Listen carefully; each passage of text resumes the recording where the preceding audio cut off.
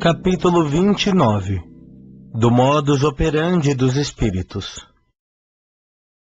O modus operandi das entidades que se comunicam nos ambientes terrestres tem a sua base no magnetismo universal, dentro do qual todos os seres e mundos gravitam para a perfeição suprema. E incalculável é a extensão do papel que a sugestão e a telepatia representam nos fenômenos mediúnicos. 29.1 O processo das comunicações. O processo das comunicações entre os planos visível e invisível, mormente quando se trata de trabalhos que interessam de perto o progresso moral das criaturas. Trabalhos esses que requerem a utilização de inteligências nobilíssimas do espaço, cujo grau de elevação o meio terrestre não pode comportar, verifica-se, quase que invariavelmente, dentro de um teledinamismo poderoso, que estáis longe ainda de apreciar nas vossas condições de espíritos encarnados.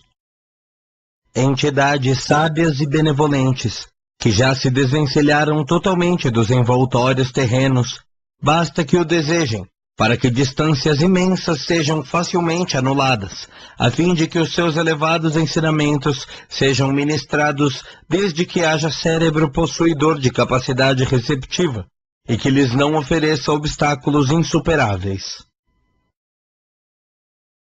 29.2 Os aparelhos mediúnicos. Aqueles que possuem essas faculdades registradoras dos pensamentos, que dimanam dos planos invisíveis, são os chamados sensitivos ou médiums. Porém, essa condição será a de todos os homens do porvir.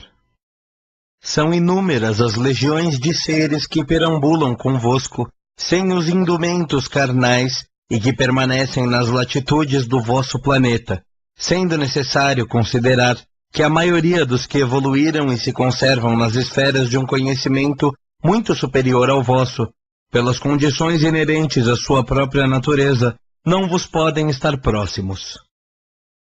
Enviam aos homens a sua mensagem luminosa dos cimos resplandecentes em que se encontram, e formulando o desejo de ação nos planos da matéria, atuam com a sua vontade superior sobre o cérebro visado, o qual se encontra em afinidade com as suas vibrações, e através de forças teledinâmicas, que podereis avaliar com os fluidos elétricos, cuja utilização em setais na face do globo, influenciam a natureza particular do sensitivo, afetando-lhe o sensório, atuando sobre os seus centros ópticos e aparelhos auditivos, desaparecendo perfeitamente as distâncias que se não medem. Na alma do sujeito começa então a operar-se uma série de fenômenos alucinatórios sob a ação consciente do espírito, que o guia dos planos intangíveis.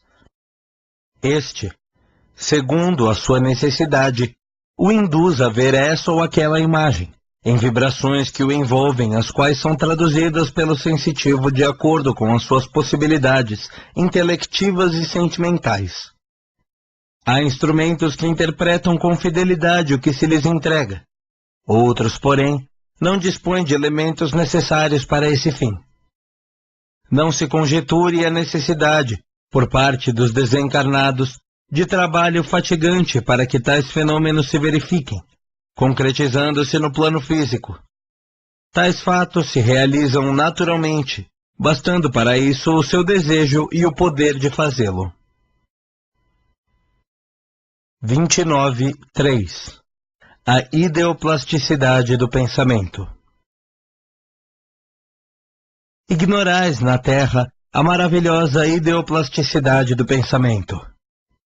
Conhecendo a plenitude de suas faculdades, após haver triunfado em muitas experiências que lhes asseguraram elevada posição espiritual, senhores de portentosos dons psíquicos, conquistados com a fé e com a virtude incorruptíveis, os espíritos superiores possuem uma vontade potente e criadora de todas as formas da beleza.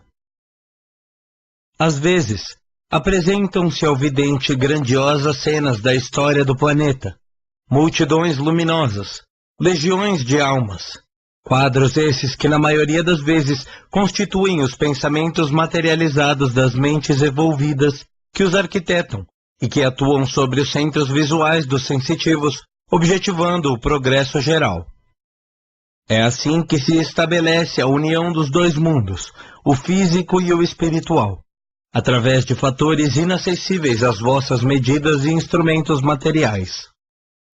O tempo reserva muitas surpresas ao homem, dentro da proporção da sua evolução moral, concretizando o edifício imortal de todas as ideias altruísticas, nobres e generosas, sendo totalmente inútil que alguns deles se arvorem em supremas autoridades nos variados ramos da vida, porque dentro da sua pretensiosa indigência se perderão fatalmente no labirinto discursivo dos seus argumentos mateotécnicos.